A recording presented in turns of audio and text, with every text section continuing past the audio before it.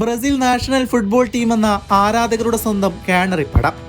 Pele, Ronaldo Nazario, Ronaldinho, Rivaldo, Kaka, സാക്ഷാൽ Neymar junior വരെ ആടിത്തിമിർത്ത മണ്ണ്. അതെ, 5 വേൾഡ് കപ്പും 9 കോപ്പയും 4 കോൺഫെഡറേഷൻ കപ്പുമായി കാൽപന്ത് ലോകത്ത് തികവാർന്ന പ്രകടനം പുറത്തെടുത്ത് മുന്നേറിയവർ.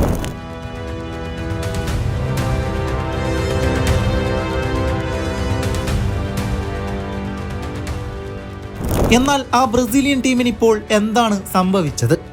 കായിക ലോകത്തിന്റെ നിർവചനമായി പലരും കണക്കാക്കിയ ബ്രസീലുകാർ ഇന്ന് ലക്ഷ്യബോധമില്ലാതെ പാടുപെടുകയാണ്. അതെ, തീർച്ചയായും അവർക്കൊരു തിരിച്ചുവരവ് അനിവാര്യമാണ്.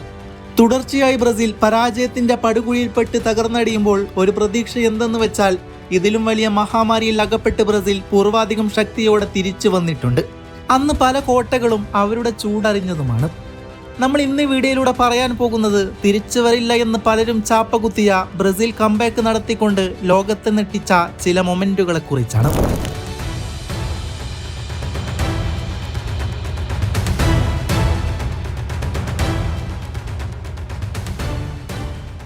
വർഷം 1998. ലോകകപ്പിന്റെ ഫൈനൽ വേദിയിൽ ഫ്രാൻസും ബ്രസീലും ഏറ്റുമുട്ടുന്നു.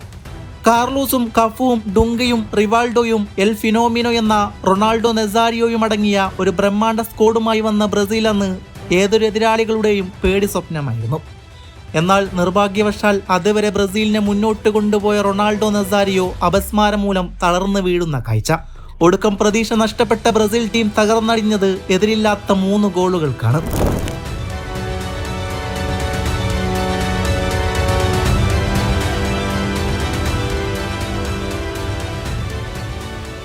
എന്നാൽ 4 വർഷങ്ങൾക്ക് ശേഷം വീണ്ടും 10 മടങ്ങ് ആവേശത്തോടെ അവർ തിരിച്ചു വന്നു. 2002 വേൾഡ് കപ്പിൽ ജർമ്മനിയെ തകർത്തുകൊണ്ട് 5ാം ലോക കിരീടവും സ്വന്തമാക്കി അവർ തിരിച്ചുവരവ് വീണ്ടും അറിയിച്ചു തുടങ്ങി. 1998 ഫൈനൽ വേദിയിൽ അപസ്മാരം മൂലം തകർന്നടിഞ്ഞ അതേ റൊണാൾഡോ നെസാരിയുടെ തോളിലേറിയായിരുന്നു 5ാം ലോക കിരീടം ബ്രസീൽ സ്വന്തമാക്കിയത്. വർഷം 2014. സ്വന്തം നാട്ടിൽ നടക്കുന്ന ലോകകപ്പ് മാമാങ്കത്തിനായി ബ്രസീൽ ജനത അണിഞ്ഞൊരുങ്ങി നിന്നു. അങ്ങനെ എതിരാളികളെല്ലാം ഭേദിച്ചുകൊണ്ട് നെയ്മറും സംഘവും ക്വാർട്ടർ ഫൈനലിലേക്ക്. എന്നാൽ അവിടെ എന്താണ് സംഭവിച്ചതെന്ന് ബ്രസീൽ ആരാധകർ ഒരിക്കലും ഓർത്തെടുക്കാൻ ആഗ്രഹിക്കാത്ത ഒരു നിമിഷമാണ്. അതെ, സുനികയുടെ അതിക്രൂരമായ ഫൗളെന്ന് ബ്രസീലിന്റെ എല്ലാ പ്രതീക്ഷകളുമായ നെയ്മറിന്റെ മേൽ വന്നടിയുന്നു. ഒന്ന് ചലിക്കാൻ പോലും കഴിയാതെ അയാൾ മൈതാനത്ത് പിടയുന്ന കാഴ്ച. ഒടുക്കം പരിക്ക് പറ്റി നെയ്മറെ സ്ട്രെച്ചറിൽ കൊണ്ടുപോകുന്ന കാഴ്ച കണ്ട് കണ്ണു നിറഞ്ഞത് കേവലം ഒരു ബ്രസീൽ ആരാധകൻ മാത്രമായിരുന്നില്ല, മറിച്ച് അന്ന് കളിക്കണ്ട ഏതൊരാളും ആ നിസ്സഹായതയിൽ പങ്കുചേർന്നു. എന്നാൽ നെയ്മറിന്റെ അഭാവം ബ്രസീലിനെ കാത്തിരിക്കുന്നത് വലിയൊരു അപകടമാണെന്നാണ് അവരറിഞ്ഞത്.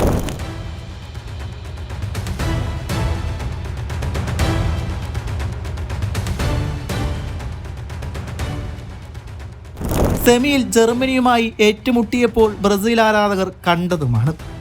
അതെ, സ്വന്തം നാട്ടിൽ സ്വന്തം ആരാധകർക്ക് മുമ്പിൽ ജർമ്മൻ പട ബ്രസീലിന്റെ ചിറകരിഞ്ഞു.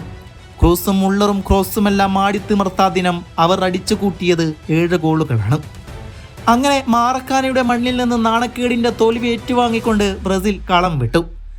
എന്നാൽ ആ തോൽവിക്ക് അവർക്ക് പകരം വീട്ടേണ്ടതുണ്ടായിരുന്നു.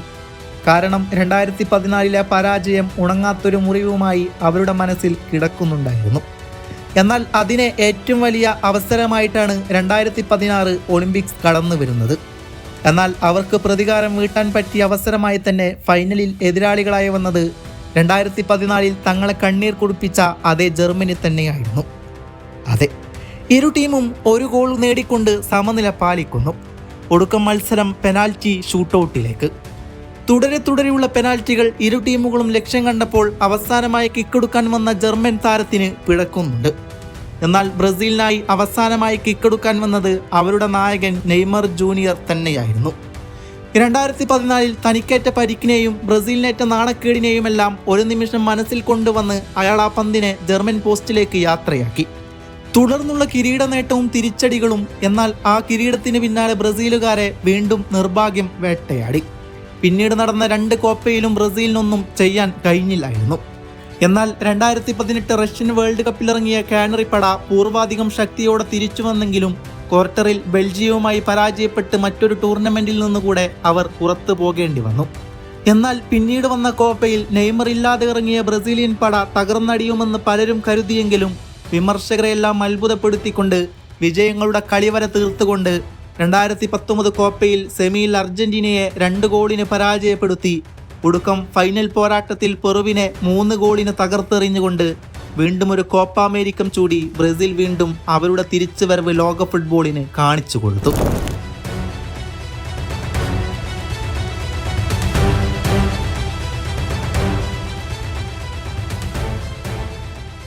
എന്നാൽ 2021 കോപ്പയിൽ നിന്നും 2022 വേൾഡ് കപ്പിൽ നിന്നും ഇന്നിതാ മറ്റൊരു കോപ്പയിൽ നിന്നും പരാജയം ഏറ്റുവാങ്ങി ബ്രസീലിനെ വീണ്ടും നിർഭാഗ്യം വലിഞ്ഞു മുറുക്കുന്നു.